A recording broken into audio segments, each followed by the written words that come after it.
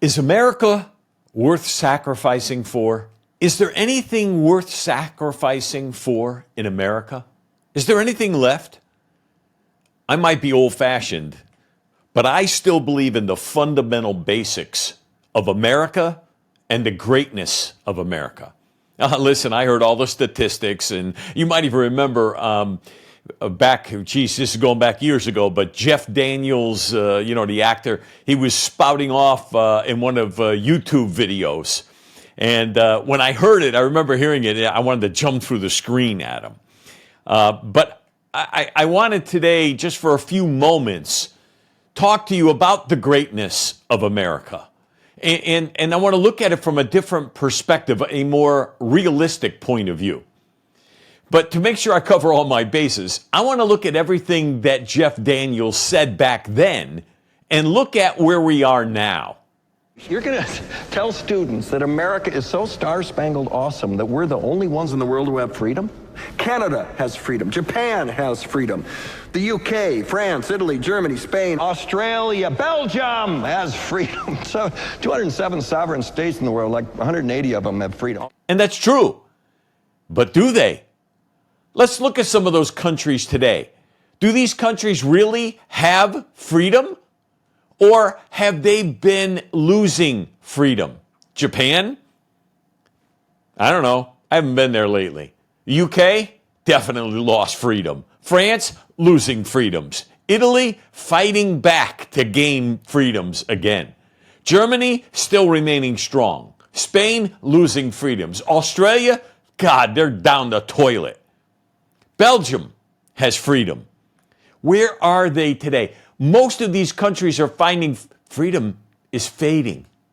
And yeah, you, sorority girl, just in case you accidentally wander into a voting booth one day, there's some things you should know. And one of them is, there is absolutely no evidence to support the statement that we're the greatest country in the world. We're 7th in literacy, 27th in math, 22nd in science, 49th in life expectancy, 178th in infant mortality, 3rd in median household income, number 4 in labor force, and number 4 in exports. We lead the world in only 3 categories: number of incarcerated citizens per capita, number of adults who believe angels are real, and defense spending, where we spend more than the next 26 countries combined, 25 of whom are allies. Back then, Jeff Daniels said that there are 207 sovereign states in the world. Actually, there's only 195 as of today.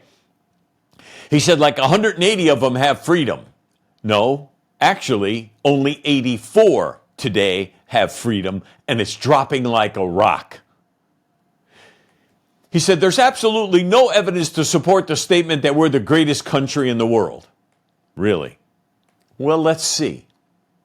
Let's just see. That's what this really is all about today. I want to prove to you that America is worth fighting for. He went on to say we're 7th in literacy. Actually, we're 125th in literacy rate among all countries. That's horrible. Why? Well, we can get back to it later, but let me tell you, it's mostly the fault of the NEA and many other agencies. Anytime the government gets involved in something, we mess it all up. He said we're 27th in math. Well, today we're 30th in math. He said we're 19th in science. Today we're 22nd in science. We're 49th in life expectancy. Hey, baby, we went up. We're only 42nd now. We were 178th in infant mortality. Today we're 50th. Talk about going up. We do have things happening that are good. We're 3rd in median household income. Today we're in 4th place. Number 4 in exports. Today we're 2nd place in the world in exports. We lead the world in only 3 categories, he said back then. Number of incarcerated citizens per capita? Not anymore, Jeff.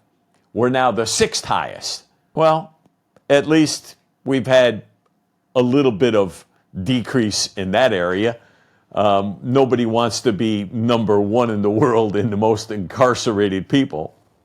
He said the number of adults who believe in angels are real. Well, we've dropped there too, because today only 7 in 10 Americans believe in angels. And finally, he said, and defense spending, we're #1 in the world. Yes, thankfully, Jeff, we still are #1 in the world in defense spending. And then he went on to say this. Listen carefully. Now, I'm going to quote him. We stood up for what was right.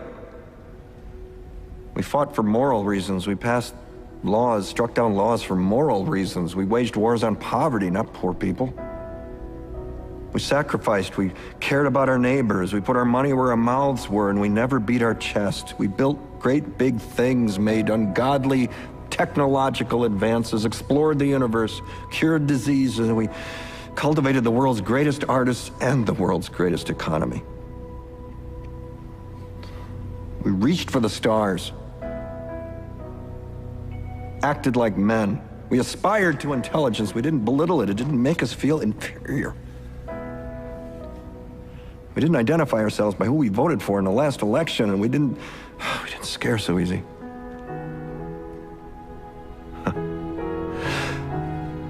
We were able to be all these things and do all these things because we were informed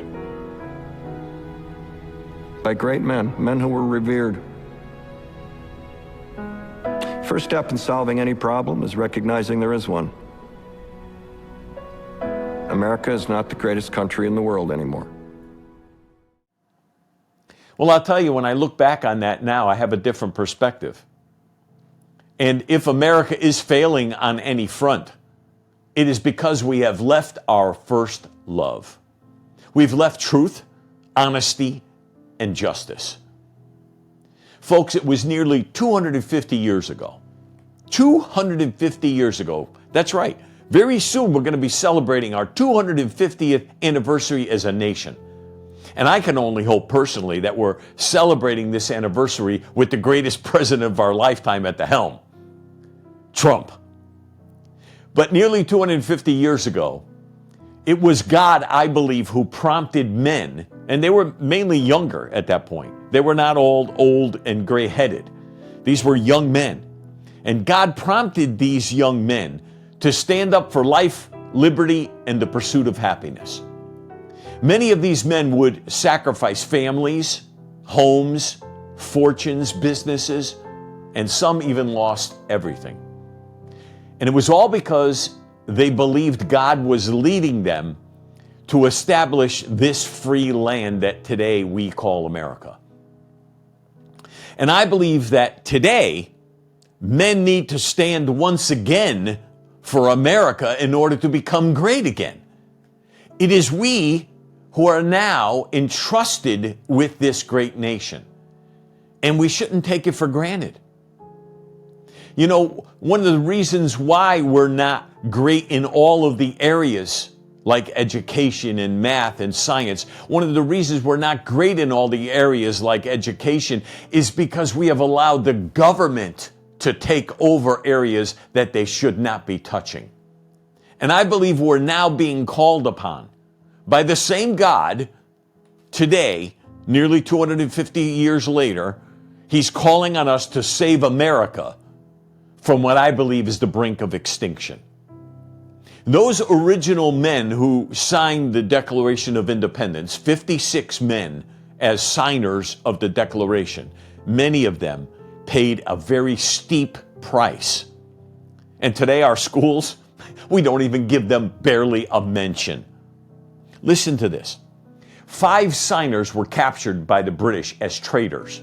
They were tortured before they died. 12 had their homes ransacked and burned.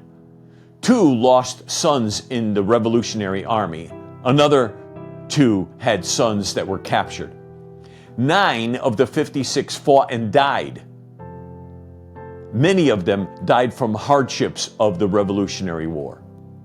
They signed and pledged with their lives, with their fortunes, and their sacred honor. 24 of these men were lawyers and jurists. I wonder if our lawyers and jurists today would fight for this great nation. Most of them don't even believe America is great. 11 were merchants. 9 were farmers and large plantation owners. These were all men of means. They were all well educated, and each of them signed the Declaration of Independence, knowing full well that the penalty would be death if they were captured. Carter Braxton of Virginia, a wealthy planter and trader, saw his ships swept from the seas by the British Navy. He sold his home and properties to pay his debts, and he died in rags. Thomas McKeon was forced to move his family almost consistently. He served in the Congress without pay, and his family was kept in hiding. All his possessions were taken from him, and poverty was his reward. Vandals or soldiers or both looted the properties of Ellery, Clymer, Hall, Walton, Gwinnett, Hayward, Rutledge, and Middleton. At the Battle of Yorktown, Thomas Nelson Jr. noted that the British General Cornwallis had taken over the Nelson home for his headquarters. The owner quietly urged General George Washington to open fire. His home was destroyed, and Nelson died bankrupt. Francis Lewis had his home and properties destroyed. The enemy jailed his wife, and she died within a few months. John Hart was driven from his wife's bedside as she was dying. Their 13 children fled for their lives. His fields and his grist mill were laid to waste. For more than a year, he lived in the forests and in caves, only returning home to find his wife dead and his children vanished. A few weeks later, he died from exhaustion and probably a broken heart. Norris Livingston suffered similar fate. Such were the stories and the sacrifices of these great men. These men had security, money, fame, fortune, but they valued liberty more. Together they made a pledge. Here's the pledge that they made. Quote, "For the support of this declaration, with firm reliance on the protection of the divine providence, we mutually pledge to each other our lives, our fortunes, and our sacred honor." End quote. I ask you, can we today do anything less? Do you love America as much as I? Then I'm asking you, please pass the word. Subscribe to this channel, tell your family and friends. Let's get more people interested to join us in the battle to save this nation. I'm crazy enough to believe that together we are a force that cannot be broken, that together we cannot be disbanded. But if we fail, or if we do nothing, I fear the America we once knew and loved will be gone forever. And our children's children will never have known the great freedoms we once enjoyed. It's time we come out of our comfort zone. It's time we fight the battle of righteousness and truth. It's time for good men to rise and be willing to sacrifice for this nation that we are so blessed to be a part of. I want to thank you for watching and listening. And I pray that you will pass the word to your family, to your friends, to your neighbors. Hell, pass it to your enemies. They need to hear about the goodness of this great nation. God bless you, and God bless America.